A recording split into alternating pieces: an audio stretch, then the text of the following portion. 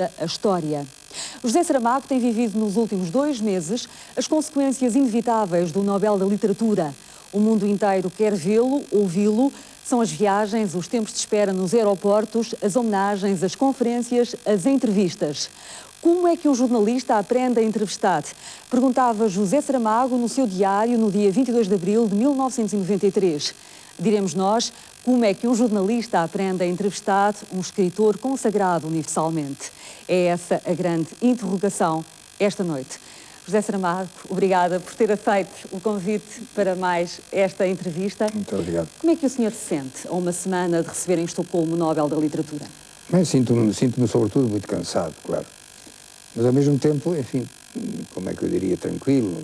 Provavelmente pode-se imaginar que eu estou nervoso, que não sei como é que se vai acontecer as coisas, porque há um protocolo muito rígido e que isso pode assustar. Mas, enfim, se chegado a esta altura da vida eu ainda me assustasse com coisas dessas, então é porque teria aprendido muito pouco. No dia 8 de outubro, quando o senhor soube da notícia, disse que foi como se tivesse levado uma pancada. Já se recompôs dessa pancada? Não, dessa pancada já me recompus, mas tenho a impressão de que ainda não assimilei completamente a notícia. Digamos, a verdade é que algumas vezes, enfim, estou a pensar, digamos, noutra coisa e de repente passa-me pela cabeça isso de que sou Prémio Nobel de Literatura. E mesmo agora há assim uma espécie de pequeno movimento de surpresa, como se eu estivesse a perguntar a mim mesmo, e como é que isto aconteceu? E o que é que as pessoas lhe continuam a dizer nestas últimas semanas? As pessoas dizem muitas vezes felicitações, parabéns, dizem muitas vezes obrigado, que é uma coisa incrível, não é? E toda a gente me dá sempre, digamos, a sensação de que de uma hora para a outra, como se, eu agora estou a pensar só em Portugal, é como se todos os portugueses, não direi todos, enfim, mas uma grande maioria deles, como se tivessem crescido 2 centímetros. Então porquê? Penso que isso foi importante. Nós necessitamos, toda a gente necessita que lhe queiram bem, digamos, que a estimem. E o Prémio Nobel foi como que uma declaração feita pelo mundo, através, digamos, da Academia Sueca, de que nós somos estimados, reconhecidos numa parte importante, digamos, do nosso ser e do nosso trabalho e do nosso pensamento, que é a literatura, e mesmo pessoas que provavelmente nunca me leram. Com certeza muitas que nunca me lerão porque são analfabetas. Isso aconteceu-me, enfim, digamos, em várias viagens à província. Pessoas que se aproximavam só para dizer muito obrigado. É uma coisa maravilhosa. E isto eu, metaforizando, eu imagino que as pessoas se sentiram mais altas, de repente, de um momento para o outro. 2 centímetros ou 3, pelo menos. O José Saramago já sabe o que é que vai dizer ao mundo na próxima quinta-feira? Ao mundo não direi tanto, assim, você repara que existem no mundo 6 mil milhões de pessoas. É um mundo demasiado grande, enfim, para que as palavras de um prémio Nobel de Literatura cheguem lá. Enfim, já sei o que é que vou dizer, porque já está escrito, esta hora está na Academia Sueca. Pode-nos antecipar Não, eu não posso antecipar. Essa mensagem? Não posso antecipar, digamos, não devo. Se isto fosse, se o programa fosse para sair para o ar no dia 10, então eu não teria grande importância se eu antecipasse. Não, mas eu já li que o José Saramago tenciona falar do estado do mundo. A única coisa que pode ter lido é isso, quer dizer que não me limitarei a falar de literatura, o que aliás nunca me acontece. Digamos, a literatura é realmente, enfim, o meu trabalho, é na literatura que eu estou, é isso que eu faço, mas nunca significou que eu me limitasse a falar da literatura como se a literatura fosse tudo ou como se a literatura se autobastasse. A literatura, como disse numa apresentação, aliás, num resumo muito bem feito, a literatura está no mundo e, portanto, eu estou no mundo com a literatura que faço e a literatura que eu faço está no mundo com a pessoa que eu sou. E não separo nunca uma coisa da outra. Mas vai fazer referência às 225 fortunas que existem no mundo Talvez e que equivalem não diretamente. a 40% da riqueza da população mundial? É pior, são 47%. Nós vivemos neste mundo absurdo em que 225 pessoas têm a riqueza de 47% da humanidade. E vivemos num mundo ainda mais tão absurdo, para confirmar o absurdo que vem destes dados, que somos capazes de enviar a Marte um aparelho para saber como é de que composição, qual é a composição das pedras, das rochas de Marte, ao mesmo tempo que morrem milhões de pessoas de fome. Muito antes... Não, lembre-se do que eu disse. Mandamos um aparelho a Marte para saber como são as rochas de Marte, ao mesmo tempo que estão a morrer na Terra, na mesma Terra onde se fez esse aparelho e se mandou a Marte, morrem milhões de pessoas de fome. É um mundo totalmente esquizofrénico, que se comporta de uma maneira e se comporta ao mesmo tempo da maneira oposta, deixando morrer pessoas de fome e divertindo-se a mandar os aparelhetitos, porque o diminutivo aqui neste caso é obviamente pejorativo, e se isto é um mundo que sirva, então... José Saramago, algum tempo antes do dia 8 de outubro, ainda estava longe, porventura, de prever que iria ser o Nobel da Literatura em 1998, o senhor afirmou que o Nobel é uma espécie de invenção diabólica. O autor vende mais uns exemplares, os prémios, em alguns casos, até se tornam motivo de inveja, de arranjinhos. O que é que nos diz agora sobre isto? Bem, eu digo que em algumas coisas eu estava enganado. Em algumas coisas, enfim, sabia que era assim. Estava enganado quando disse que se vendem umas meia dúzias de exemplares. Não, vendem-se, pelo menos no meu caso, venderam-se. E estão-se a vender muitos milhares de exemplares mais. O que é uma satisfação para mim, evidentemente. E espero que também para os leitores. Quanto às invejas, à mesquinhez, tudo isso eu já previa, já sabia de antemão. E se nós sabemos quem somos, como nos comportamos, está claro que um acontecimento destes tinha que despertar raivas, invejas, ciúmes, tudo isso, enfim, que também está na natureza humana, que algumas pessoas conseguem disciplinar para bem do decoro. Às vezes não há invejas. Eu recordo que o ano passado estava o senhor e a sua mulher em Frankfurt e quando chegou a casa tinha no gravador uma mensagem do Prémio Nobel do ano passado, Dário Fo, em que ele dizia: desculpa lá, este ano roubei-te o prémio. Nesse caso foi simpático. Não, ele dizia: eu sou um ladrão, roubei-te o prémio. Exatamente. Então, sim, de facto, algumas vezes não há essa mesquinhez e há, pelo contrário, uma grande generosidade, como foi o caso dele. Aliás, encontramos logo a seguir, é certo que eu encontrei essa gravação em casa quando cheguei, mas antes disso tínhamos encontrado em Frankfurt, na Feira do Livro. Ele estava a dar uma conferência de imprensa, soube que eu estava lá, e foi ele quem foi ter comigo para me abraçar. E os jornalistas estavam ali, suponho que estupefactos, porque nunca deve ter acontecido na história do Prémio Nobel e talvez na história destas relações literárias que andam por aí, estas que sofrem desses males, nunca deve ter havido um momento como aquele em que, sem rancor, nem inveja, nem despeito, nem nada disso, o vencedor abraça e é abraçado por aquela pessoa, que era eu, que, enfim, que não tinha ganho. José Saramago, eu julgo poder dizer que o Prémio Nobel representa o percurso de uma vida.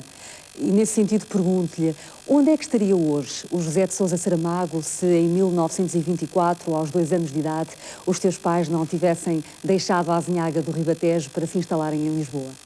É difícil saber onde é que eu estaria hoje. Em primeiro lugar, há que saber se eu estaria vivo. Enfim, vamos supor que sim.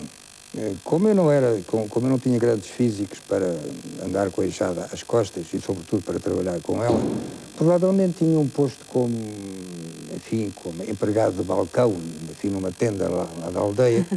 Como tinha, certamente, que iria ter um certo jeito para escrever, provavelmente escreveria umas comédias, enfim, para o grupo folclórico lá da terra, uns versos, enfim, para as cantigas lá da terra, e ficaria por aí, seria o chamado gênio desconhecido.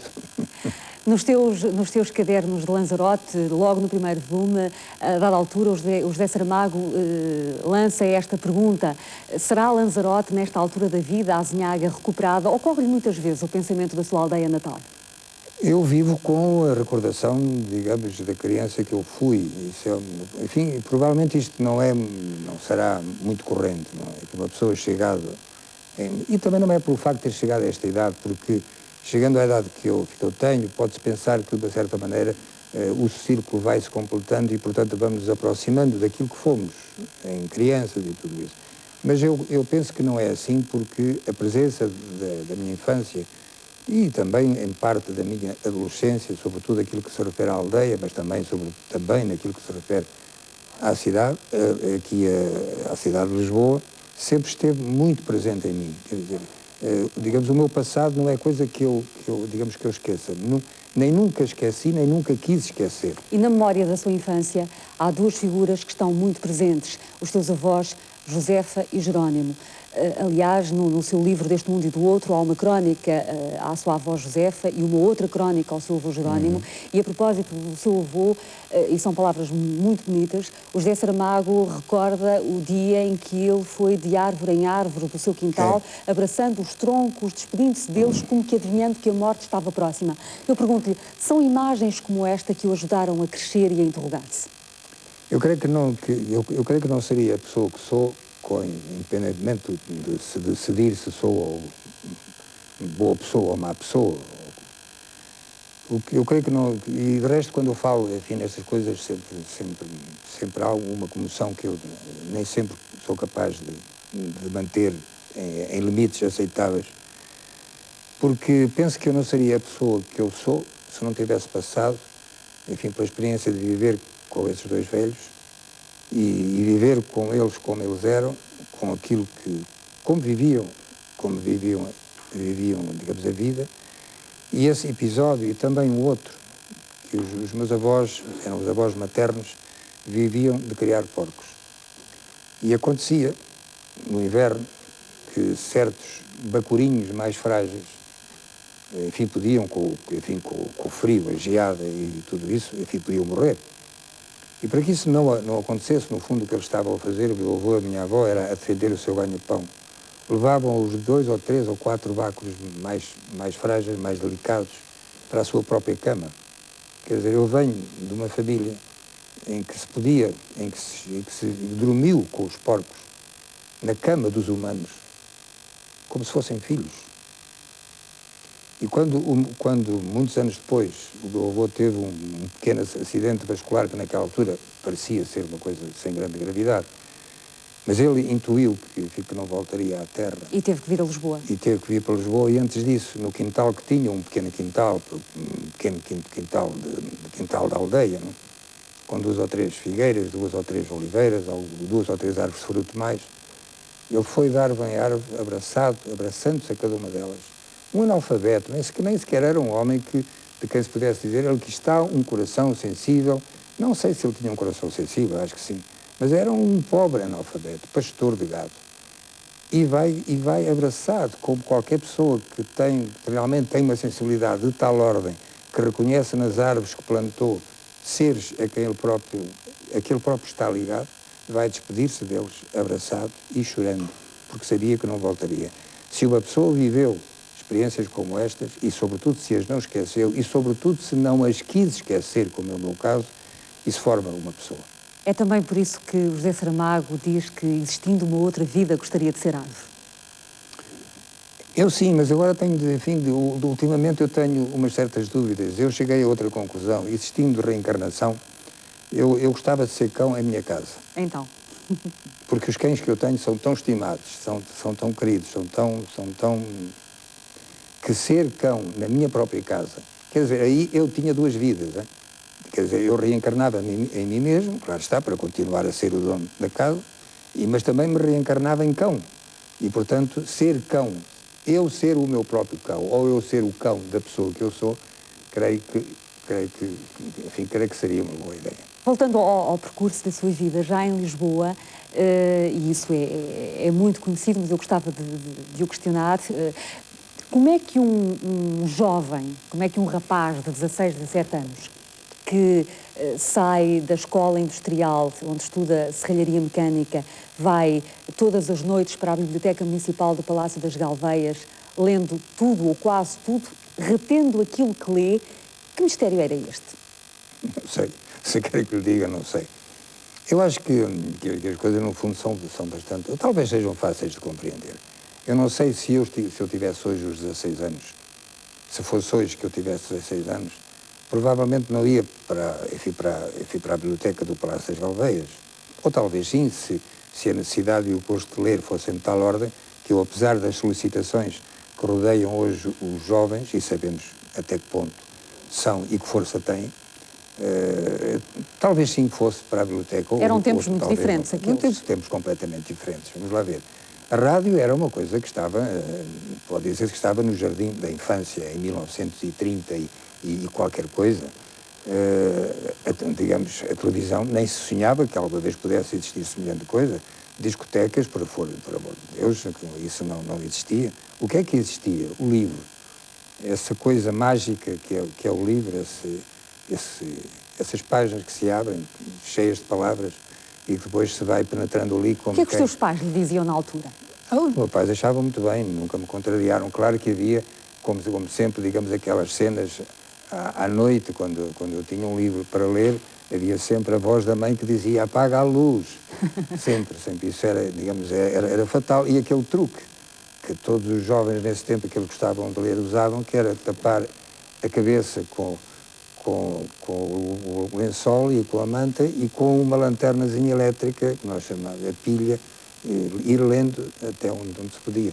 Parece, quer dizer, tudo isto visto hoje, digamos, parecem coisas inventadas, mas a verdade é que nós vivemos assim. O José Saramago publicou o seu primeiro livro em 1947, a que o editor deu o nome Terra de Pecado, e depois teve cerca de 20 anos sem escrever, sem publicar. E a justificação que o senhor dá é: não escrevi, não publiquei porque não tinha nada para dizer. Eu pergunto-lhe, não tinha nada para dizer ou não acreditava na altura que se poderia assumir somente como escritor? Não, que ideia, simplesmente não tinha nada para dizer. E se alguma coisa sensata eu fiz na vida, espero ter feito algumas outras, foi justamente o ter decidido, ainda que não, é preciso dizer que não foi uma decisão consciente, quer dizer, eu não disse, esse livro nem está mal escrito, é um livro que foi reeditado agora 50 anos depois por insistência do meu editor e da minha mulher, e fizeram os dois uma pequena conspiração e levaram-me a aceitar, a concordar com a publicação do livro. O livro não está mal escrito, eu até podia ter continuado. Mas a verdade é que, não sei porquê, achei que não valia a pena, simplesmente não valia a pena. E tenho que lhe dizer que durante esses 20 anos, quase 20 anos, nunca tive qualquer espécie de angústia, nunca tive a sensação, agora estou a perder o tempo, podia estar a escrever e não estou. Não, é sempre quando eu digo que me calei, estive calado durante 20 anos, por não ter nada para dizer, no fundo é essa a verdade. O que é que eu tinha para dizer durante esse tempo?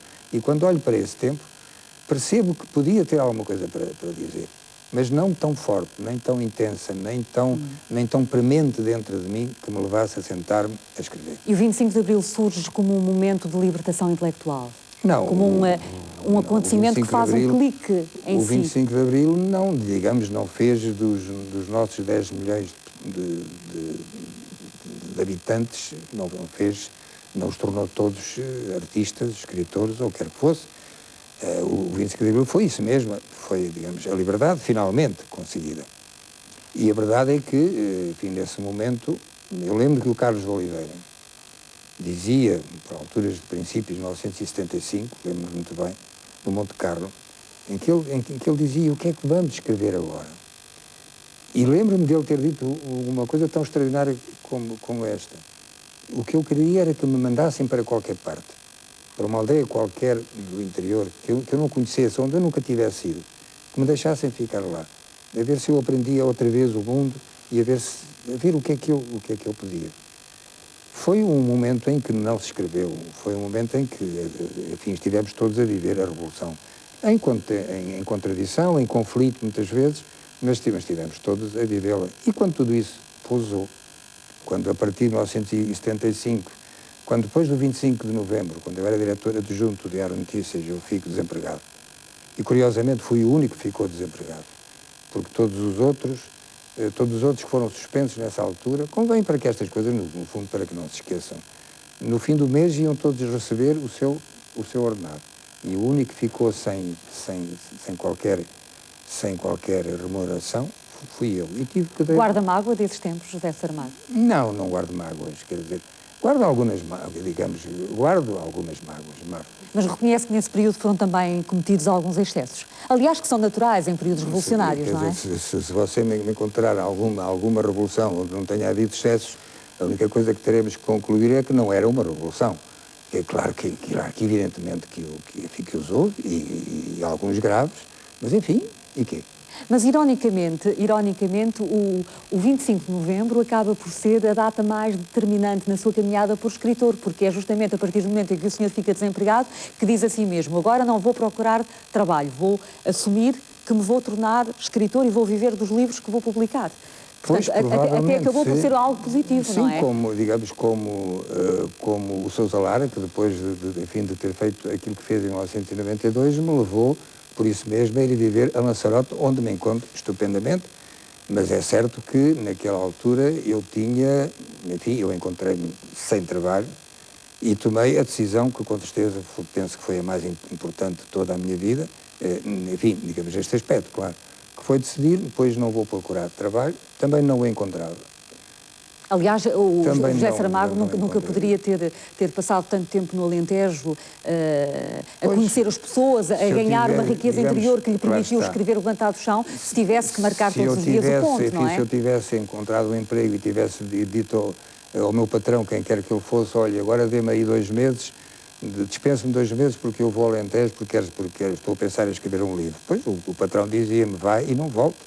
De forma que, enfim, corri todos os riscos, que também não eram assim extraordinários, porque era preciso, era trabalhar durante 6 anos, durante 4 anos ou 5 anos vivi de traduções, e isso é muito duro.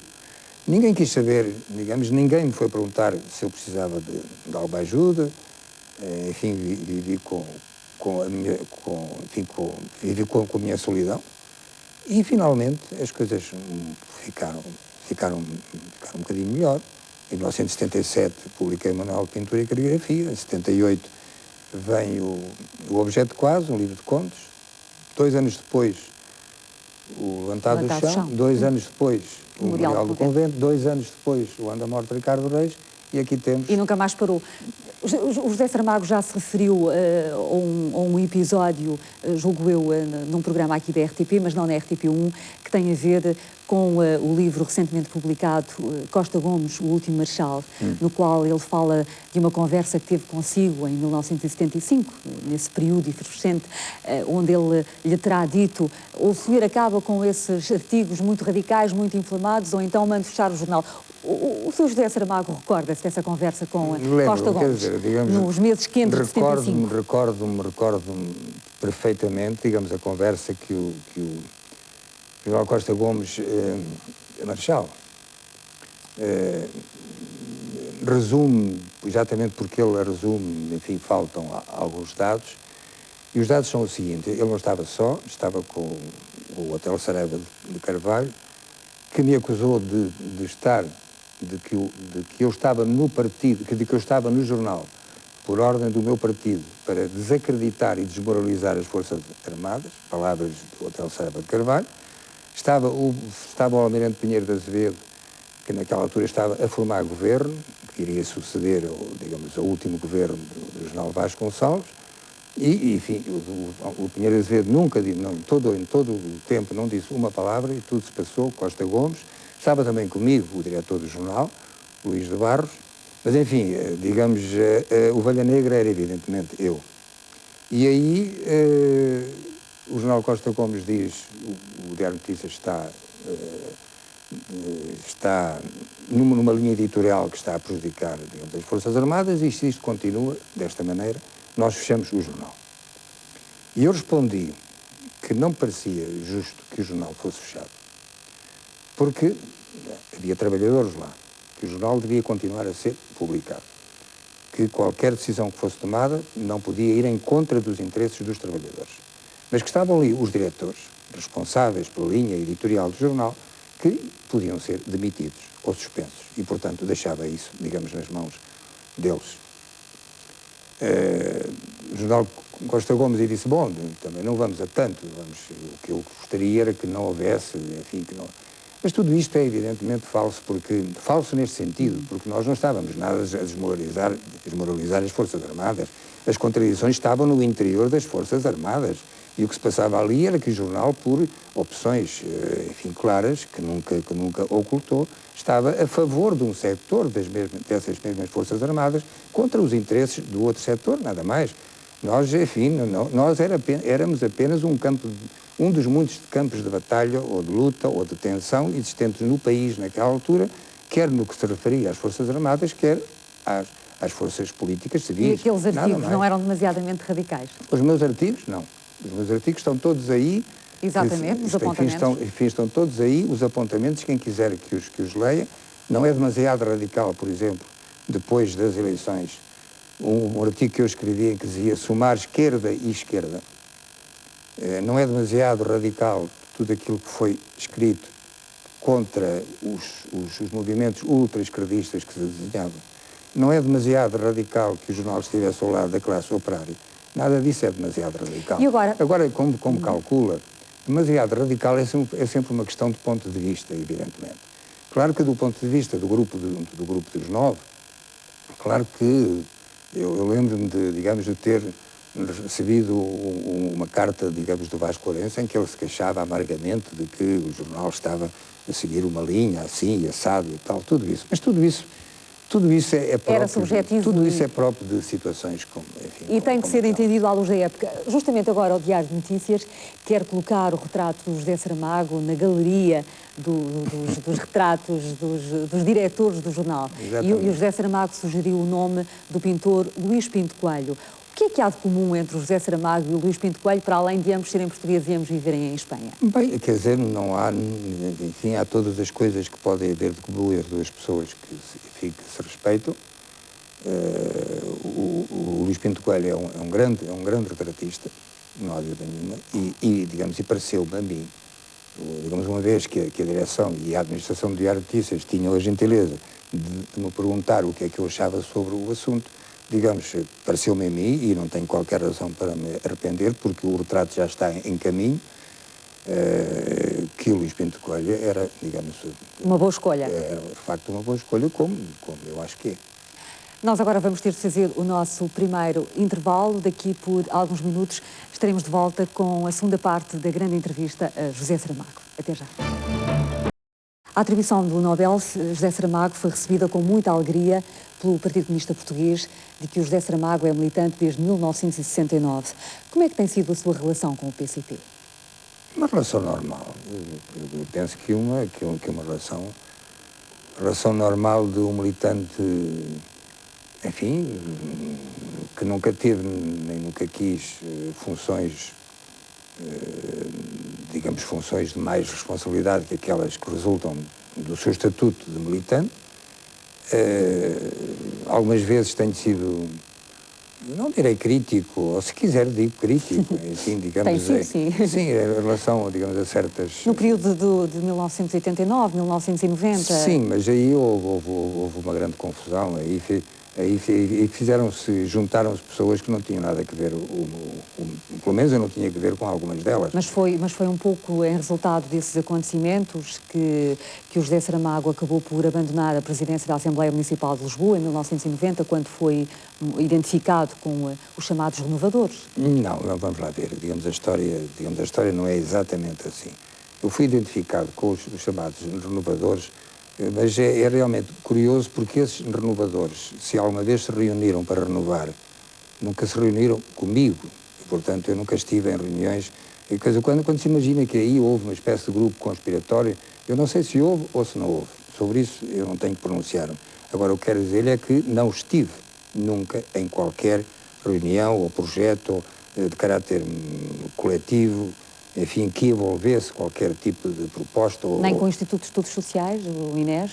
Não, nisso, enfim, você sabe que isso nasceu e passado 15 dias estava morto. Isso não, aí não teve grande e efetivamente estive aí, como estiveram uma quantidade, enfim, de outros camaradas meus, mas isso, enfim, digamos, não teve consequências. Aquilo que aconteceu, o que me levou a sair, o que me levou a abandonar a presidência da Assembleia Municipal de Lisboa, foi que, havendo uma imprensa que punha a correr, o que até certo ponto havia alguma verdade nisso, porque efetivamente eu pensava que havia algo que renovar, havia algo que reexaminar, havia algo que retificar, havia algo que acertar em função dos acontecimentos que estavam, havia uma revisão do passado, havia que entender que presente é que se ia apresentar aí.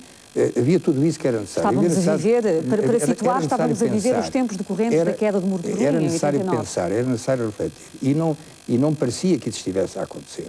Então, enfim, entrei nesse grupo, não como grupo, mas como alguém que, pelo facto de ter tomado as posições que tomava, era incluída pelos meios de comunicação social nessa espécie de grupo. E o que aconteceu foi que, evidentemente, essas pessoas eram, de certo modo, digamos, atacadas, enfim, pela linha do partido, o partido estava contra elas, atacava-as na imprensa, enfim, tudo isso que nós sabemos que aconteceu. E poupava-me a mim pelo facto de eu ser presidente da Assembleia Municipal.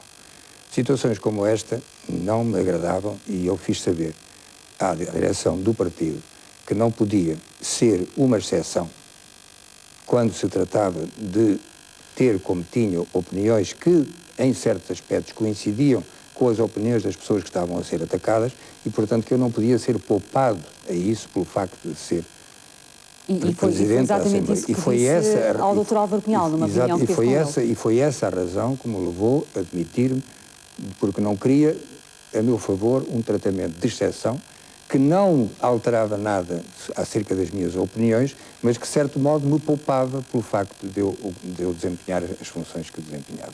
E, portanto, foi essa... E não ficou nenhuma mágoa desse tempo? Não, bem, digamos bem, enfim, as relações de um militante com o seu partido nunca são,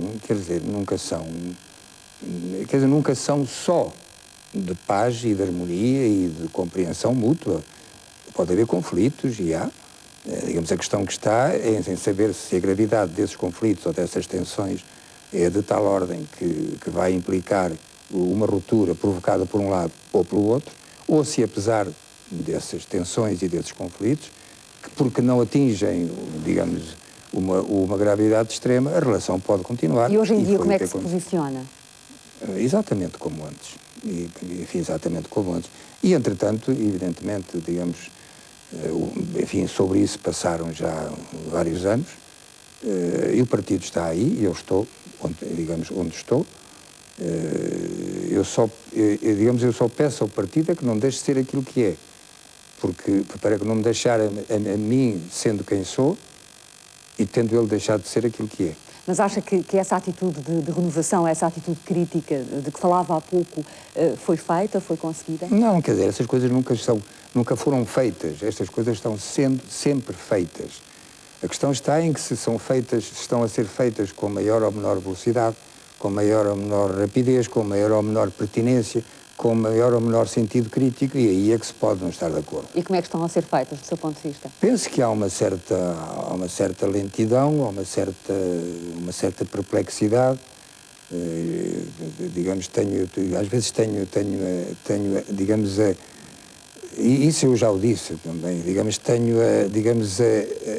às vezes tenho a ideia, tenho a impressão de que o partido está a querer ganhar as batalhas de hoje com as armas de ontem, e portanto há de facto uma reconciliação, porque o mundo mudou de tal forma.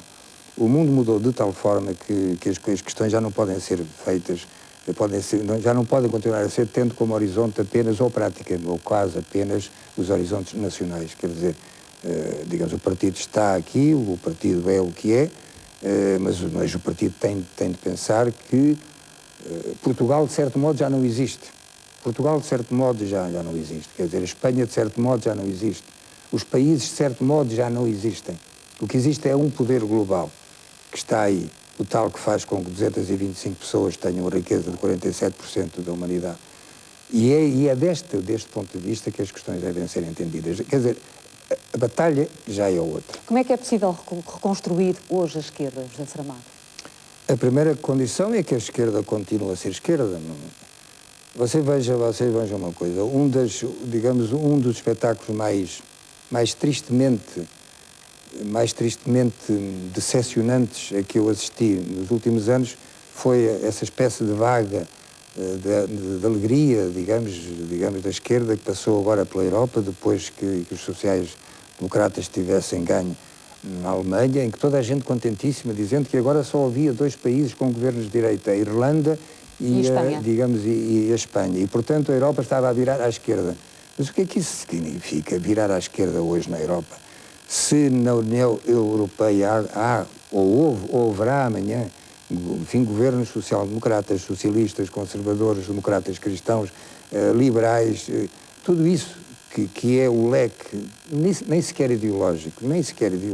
Ou seja, o José Saramago ainda vê a Europa com a sua sede em Berlim, a sua burocracia em Bruxelas e o seu entretenimento verbal em Estrasburgo, é isso? Não, eu não quero... Eu, aliás, apesar de tudo, eu tenho alguma esperança no tal entretenimento verbal, porque quando as pessoas falam, ainda é possível chegarem, digamos, a qualquer coisa. Espero que haja digamos, uma reforma no Parlamento Europeu que transforme, de facto, o Parlamento, digamos, na voz dos povos da Europa.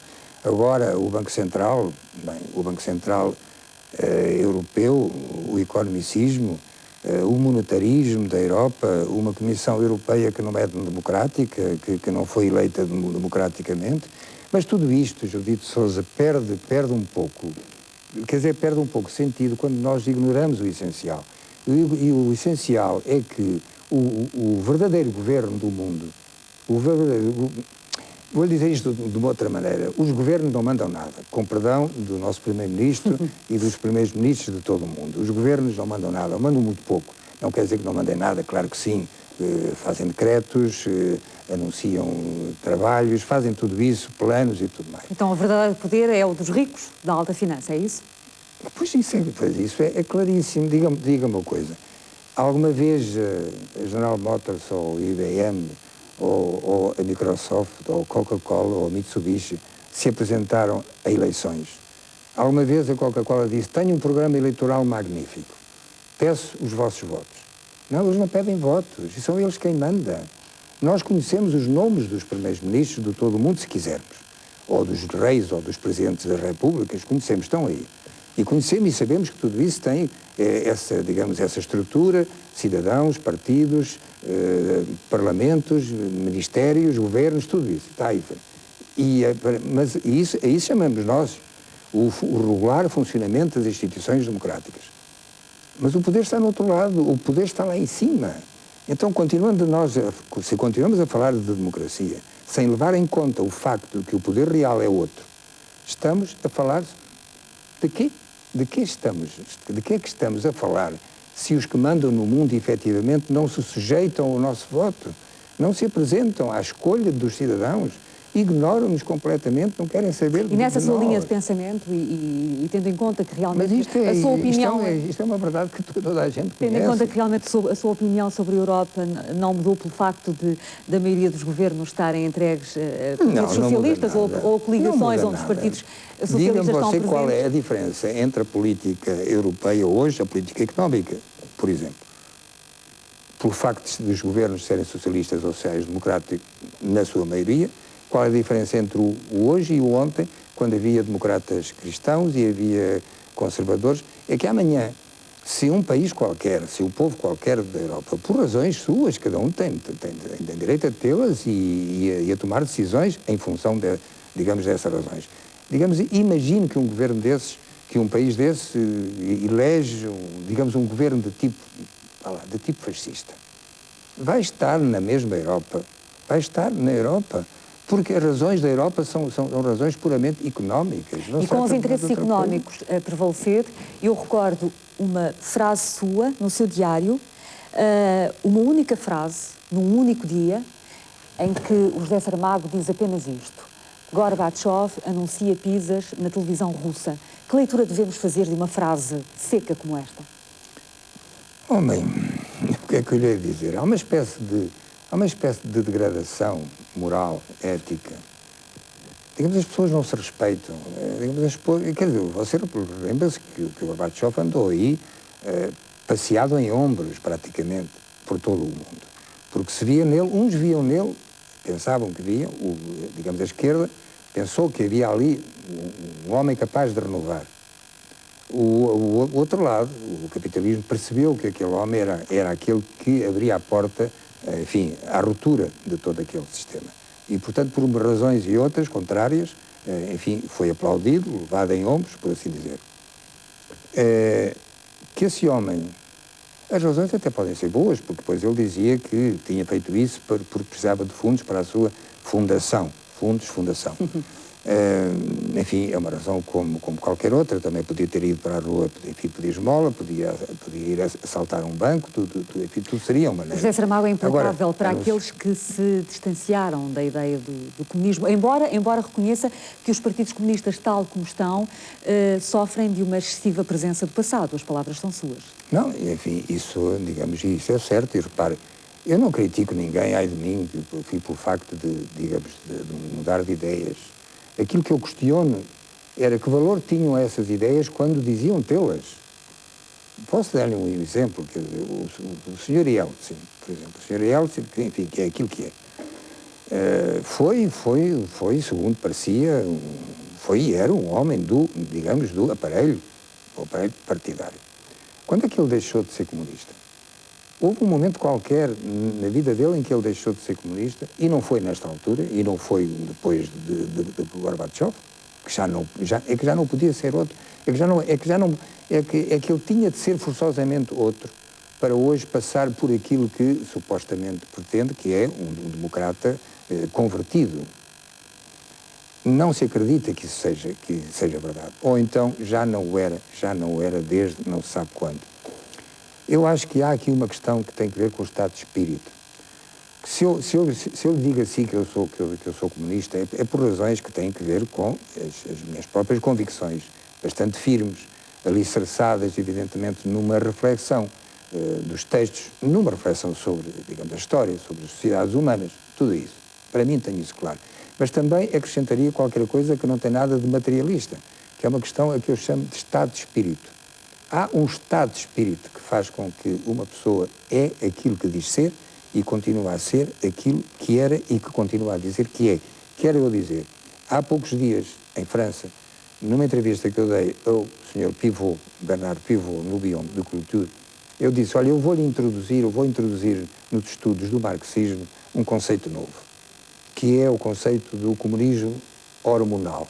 Ele riu-se muito e perguntou, o que é que se quer dizer o comunismo hormonal? O comunismo hormonal representa, da mesma maneira que a barba me aparece na cara, porque eu tenho as chamadas hormonas masculinas, vamos imaginar que há pessoas que nascem com um certo tipo de hormonas que determinam que elas sejam isto ou aquilo. E algumas nascem com hormonas que as levam a ser para toda a vida, pelo menos até ao momento em que eu estou, no meu caso assim aconteceu, isto que eu digo que sou e que sou. Uma pessoa que entende que pelo capitalismo não chegamos a lado nenhum, senão àquilo que já é arquiconhecido, a exploração do homem pelo homem, para voltar à velha frase, e que se é certo que as tentativas de construção do socialismo fracassaram todas, isso não quer dizer que os princípios estão errados, e seria exatamente a mesma coisa, permita-me que agora passe esta metáfora.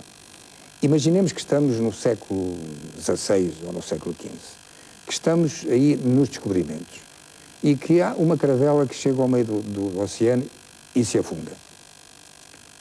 Pode-se dizer que a culpa era do piloto, dos marinheiros, do armador, da construção naval, que tudo aquilo estava errado, e por isso é que a caravela foi ao fundo.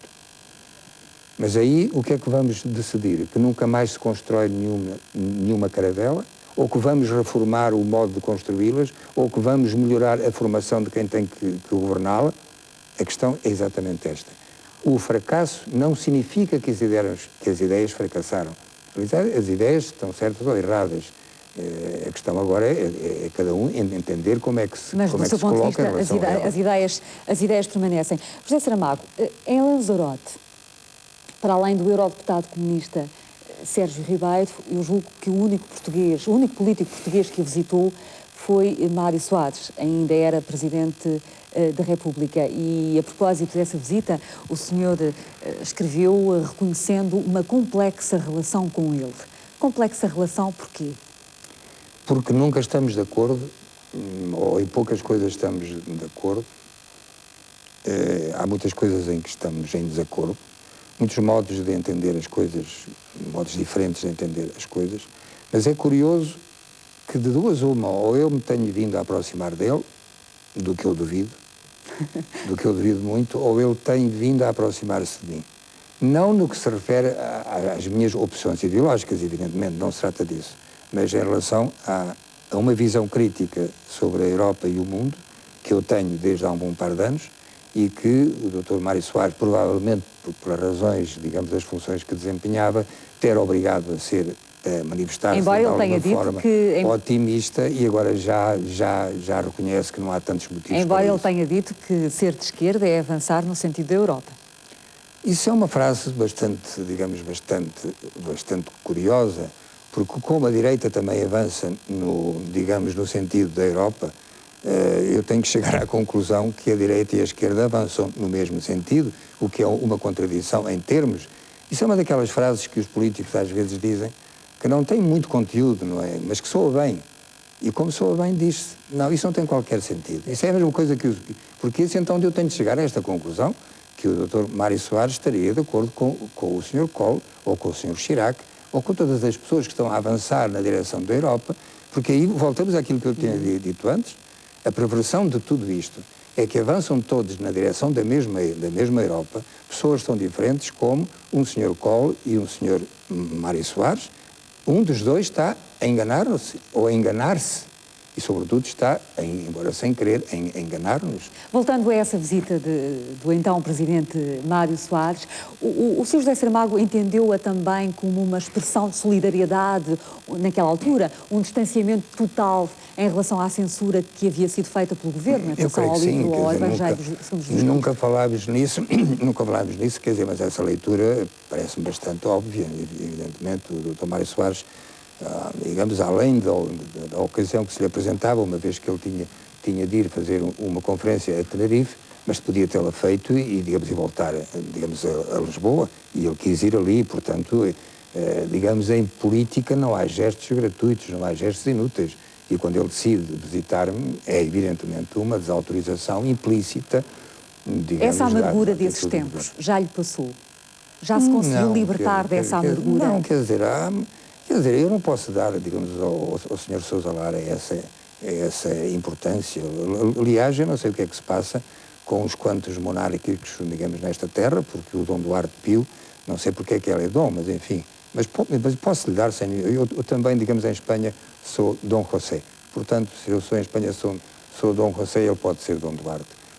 Curiosamente, da última vez que eu estive aqui, eu estava a entrar no hotel e aproximam-se de mim 2 ou 3 pessoas que faziam parte de um organismo do Partido Popular Monárquico e que vinham apresentar um documento que tinham aprovado na sessão que tinham tido, enfim, digamos, nessa mesma noite no hotel, em que se congratulavam com o facto do Prémio Nobel me ter sido atribuído.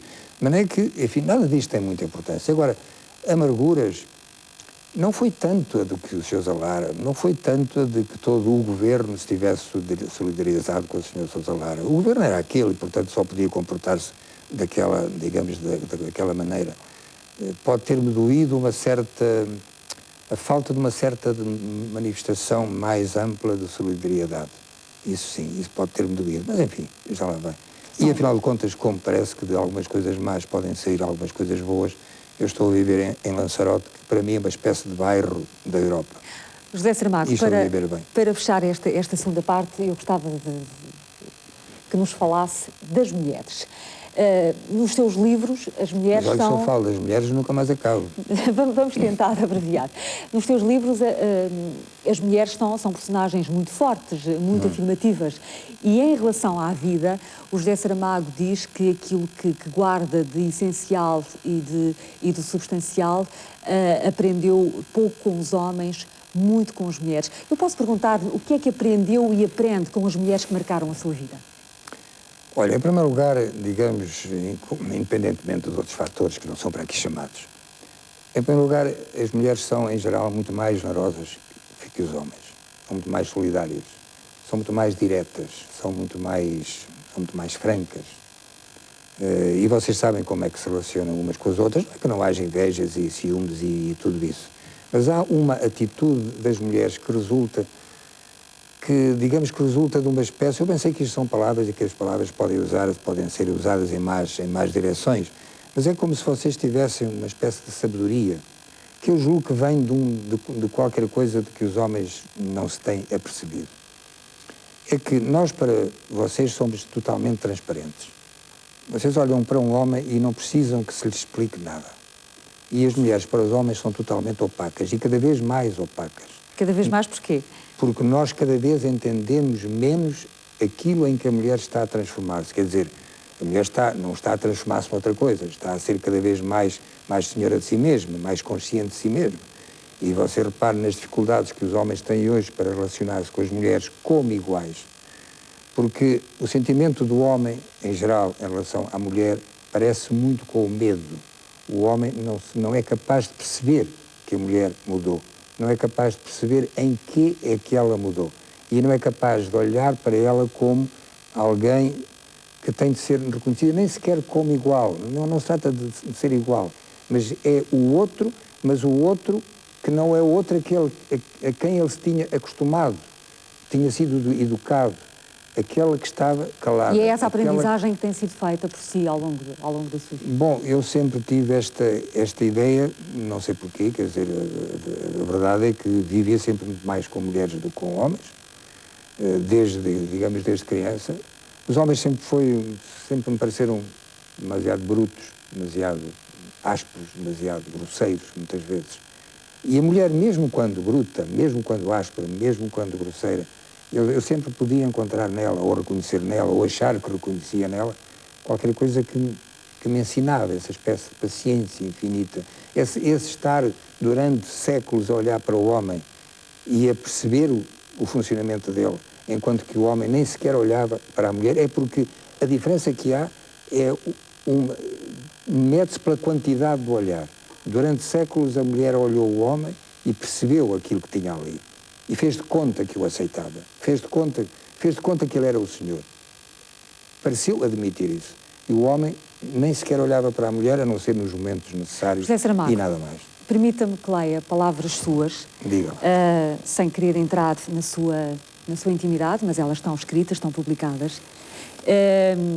No regresso de uma festa, em Lanzarote, no dia 7 de março de 1994, o José Saramago disse e escreveu isto. As festas em geral, e esta não podia ser exceção, põem-me melancólico, mas no regresso dei por mim a dizer a Pilar: se eu tivesse morrido aos 63 anos, antes de te conhecer, morreria muito mais velho do que serei quando chegar a minha hora. Realizado nos livros, realizado nos afetos, o senhor é um homem feliz. Sou um homem feliz, mas paradoxalmente sou um homem feliz amargurado. Sou um homem feliz na minha vida pessoal, na minha vida da minha família, na relação com a minha mulher, na relação com os meus amigos, com o meu trabalho. Sou um homem feliz. Eu sou um homem feliz amargurado porque sabe que quando sair deste mundo, o mundo não terá melhorado nada. E pode dizer se é a você que lhe importa. Você está satisfeito, você tem o prémio Nobel, você tem uma mulher a quem ama e tem uma mulher que lhe quer, enfim, tem amigos, tem tudo isso. O que é que você quer mais? Queria uma pequena esperança, queria que a miséria não fosse o que é, queria que a desgraça, o disparate, a destruição de tudo, da dignidade humana a que estamos a assistir todos os dias, que vem desde sempre, evidentemente, mas que ao menos já podíamos ter aprendido qualquer coisa. Podíamos ter aprendido a não mandar um aparelho a Marte saber como são as rochas, ao mesmo tempo que deixamos morrer milhões de pessoas de fome. E isso não aprendemos. Vamos ter de fazer mais uma pausa nesta nossa conversa. A grande entrevista está de volta dentro de poucos minutos. Até já.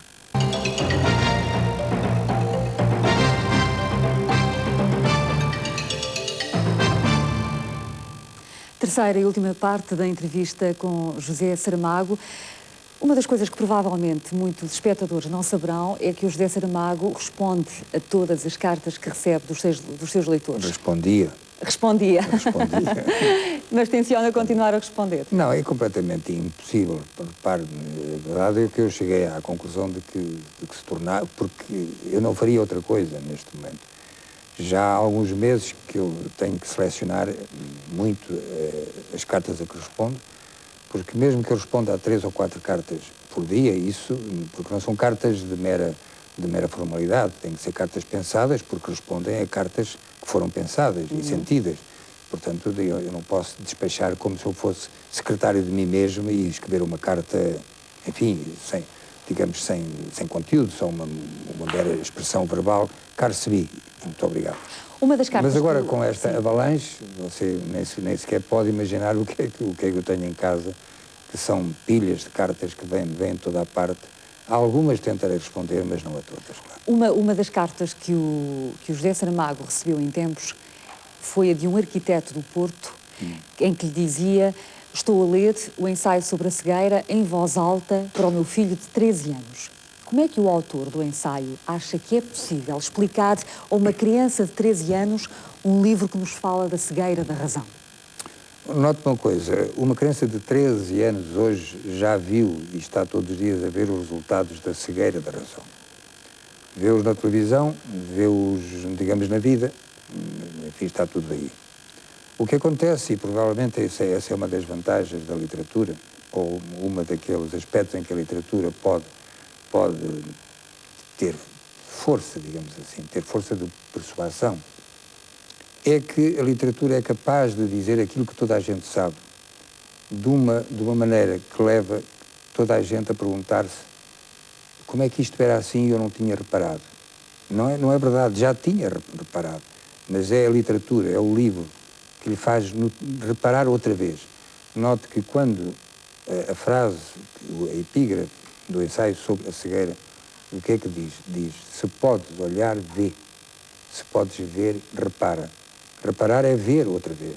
Reparar é tornar a ver aquilo que se tinha visto e que não estava bem visto, que não tinha sido bem visto. No fundo, provavelmente o que a literatura faz é isso. Obriga a reparar nas coisas. E no caso desse livro, e realmente é um tanto arriscado, porque há situações no ensaio sobre a cegueira que são de uma extrema violência, de uma extrema crueza, e também é preciso que um pai tenha muita confiança, quer em si mesmo, quer no filho, para quem está a ler. Mas foi um testemunho que o impressionou. Impressionou-me, claro está. Mais tarde vim a conhecer o arquiteto João Campos, e enfim, é uma pessoa admirável, e falámos sobre isso. Ele próprio duvidava se podia fazer aquilo.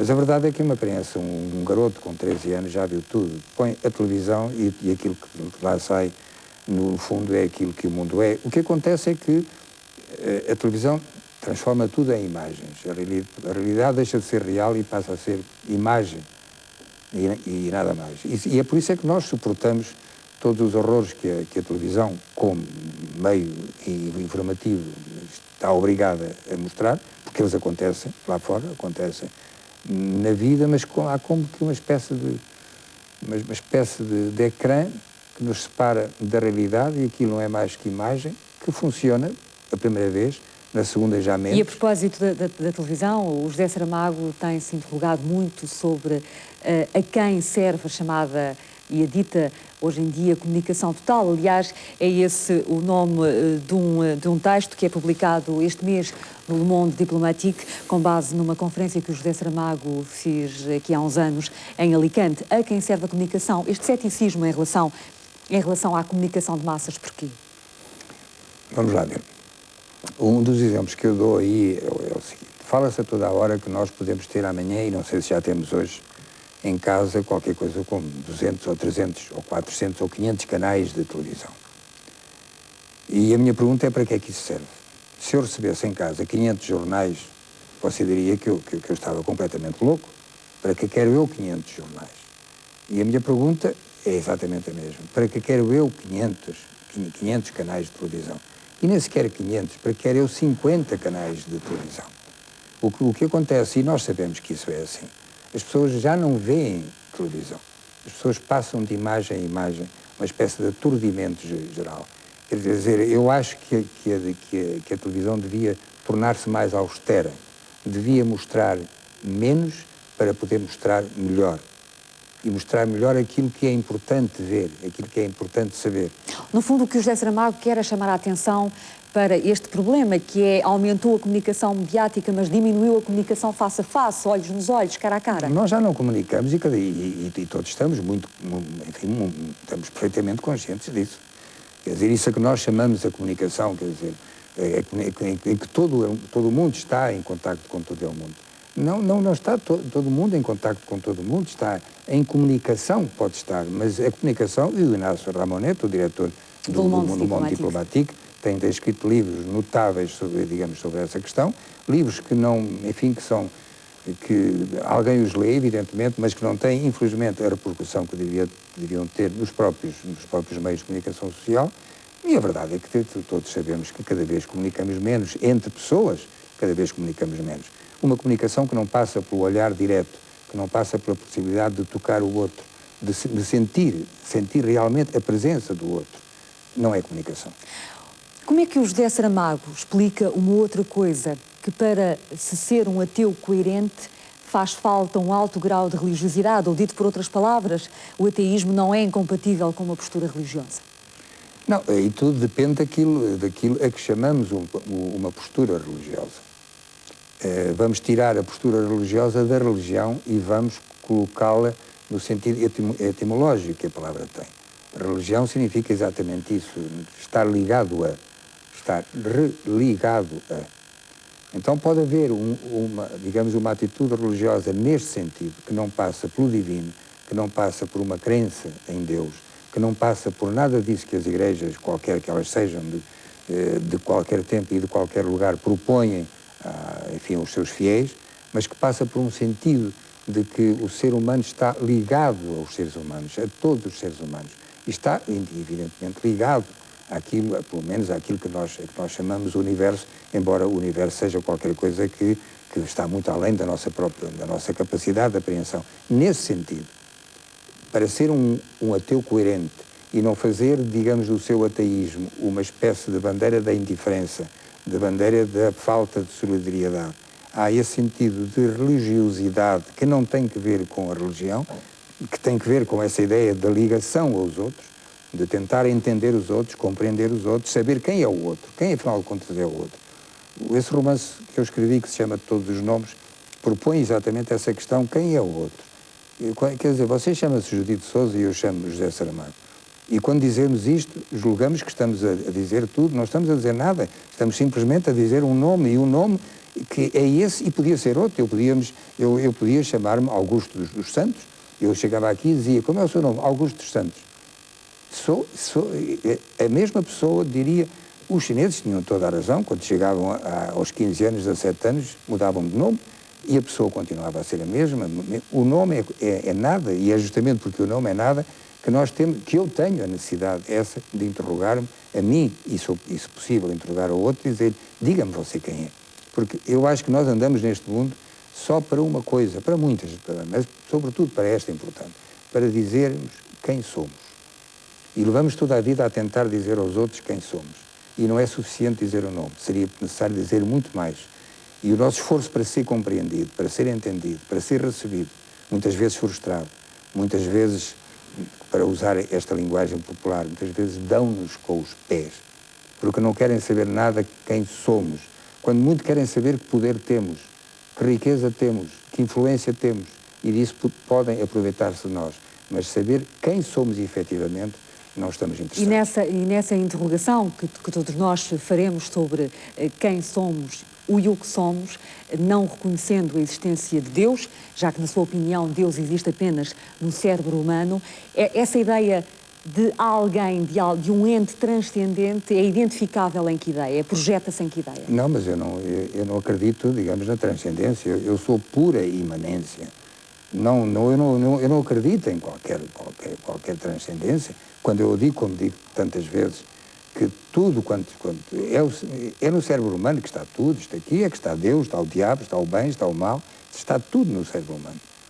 Quando o último homem acabar na Terra, e chegará o dia em que isso sucederá, a ideia de Deus morre com ele. A ideia de Deus morre com ele. Deus passa a não estar em nenhum outro lugar. O único lugar onde Deus está, a ideia de Deus, a ideia de um ser criador, de um ser, enfim, essa transcendência, é a cabeça do homem. José Saramago, eu gostava de ouvir sobre uma questão da atualidade. O senhor escreveu uma carta aberta a Salvador Allende em 7 de agosto de 1975. Como é que vê agora a vontade da justiça espanhola em julgar os crimes cometidos por Pinochet?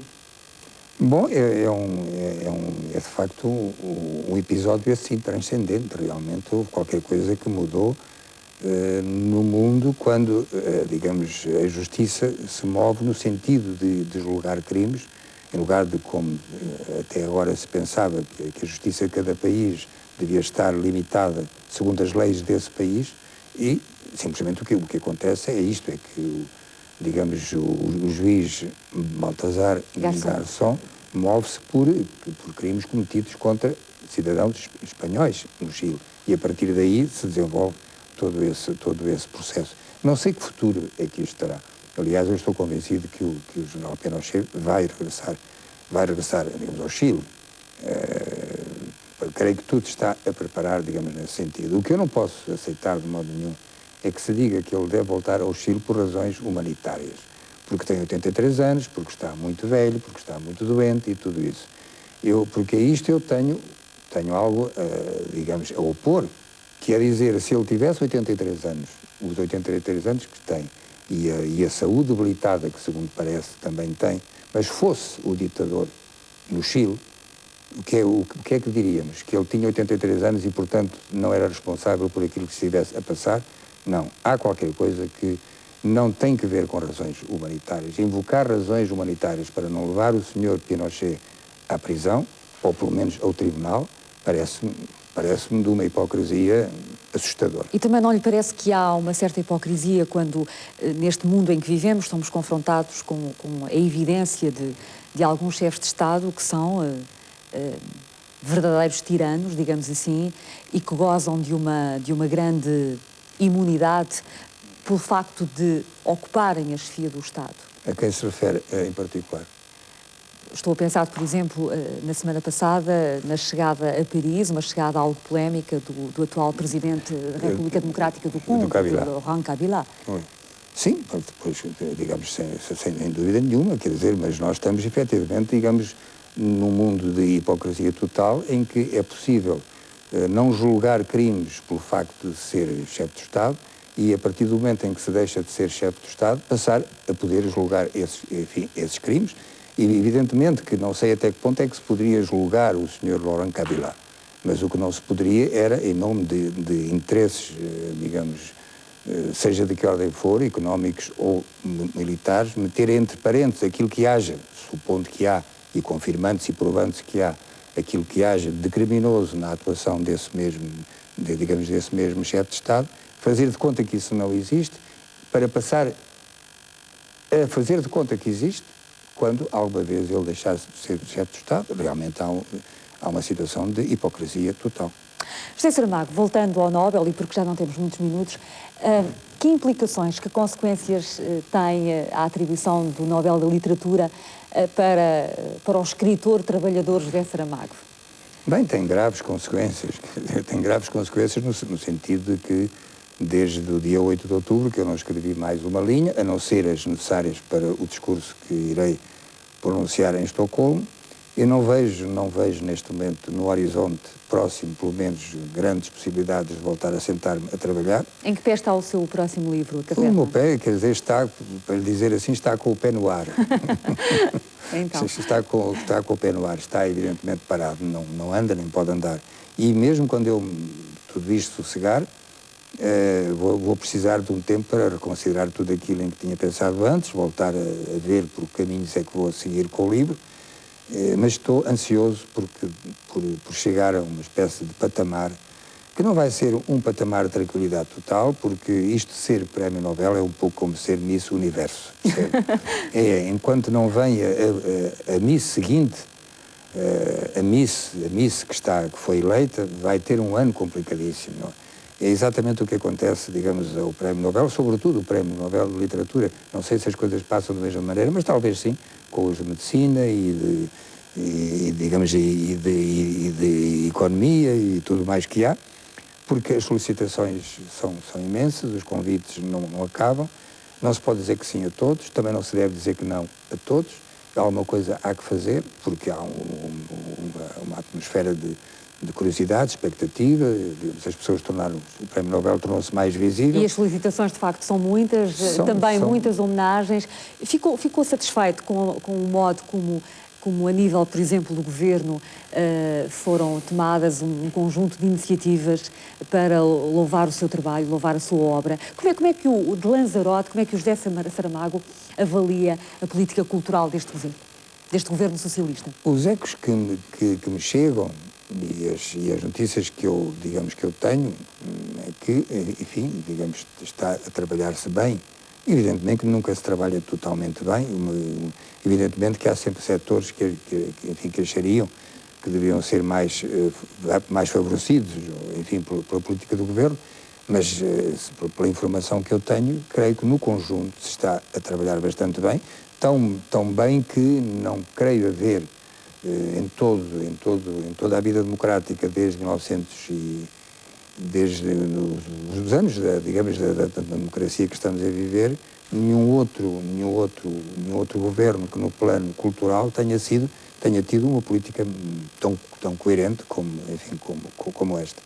Nos distintos planos das bibliotecas, dos arquivos, digamos, em tudo. O José Saramago tem escrito várias vezes que não gosta de festas.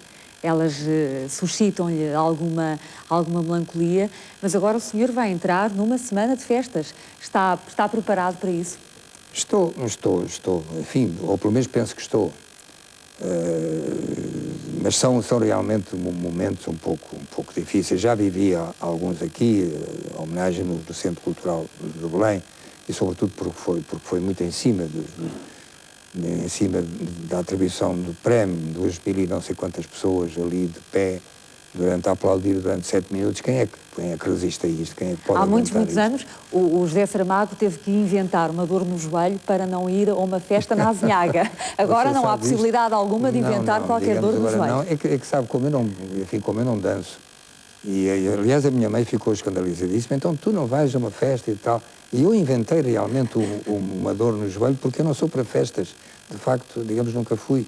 Porque entra-me sempre uma tristeza imensa, e não é por inveja das pessoas que estão a divertir-se, é porque eu não posso co-participar. Quer dizer, as minhas alegrias são coisas todas muito de dentro e não as exteriorizo.